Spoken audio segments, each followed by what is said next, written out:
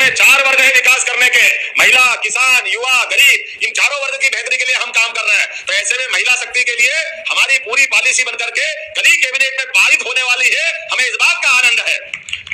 अहिल्या बहनों के नाम पे अगर ताली बजे तो दिल खोल के बजना चाहिए। बहनों की बेहतरी के लिए हमसे ज्यादा कौन काम कर रहा है।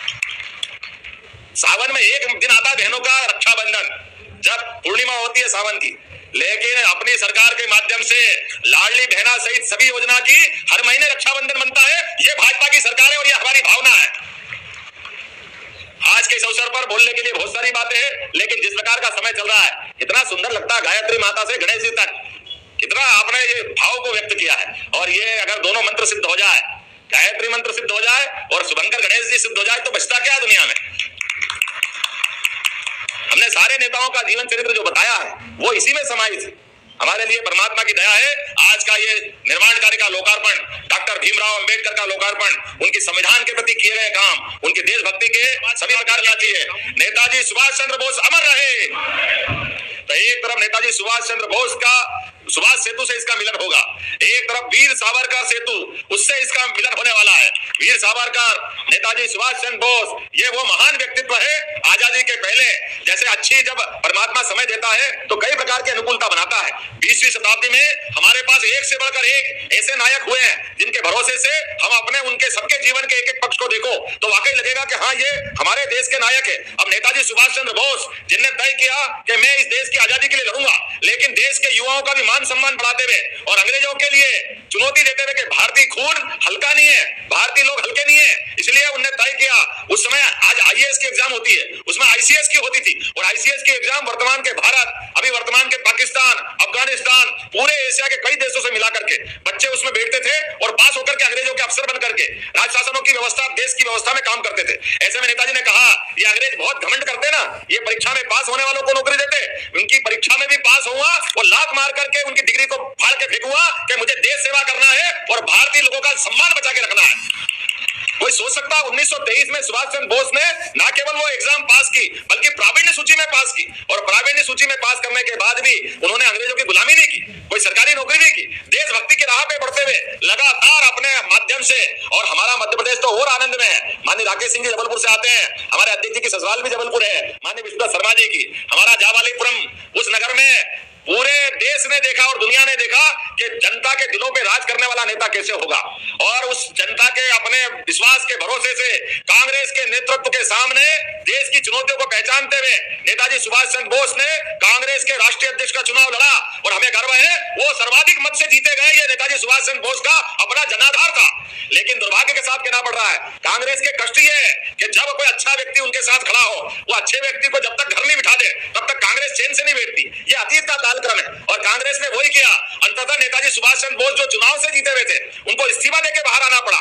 आज एक और महत्व की बात इसी आधार पर जोड़ता हूं, डॉक्टर भीमराव अंबेडकर जी को भी याद करो। अंबेडकर जी भी उसी परंपरा के वाहक है जिनने अपने सभी के साथ खास करके समूचे समाज के लिए समानता के अधिकार की लड़ाई प्रारंभ की। और नेताजी सुभाष चंद्र बोस ने अंग्रेजों के सामने से जिस प्रकार से लड़ाई प्रारंभ की, हमारे अंबेडकर जी ने अपने ढंग से लड़ाई प्रारंभ की। और जब देश की आजादी का मौका आया तो पाकिस्तान का भी विरोध किया अंबेडकर जी ने।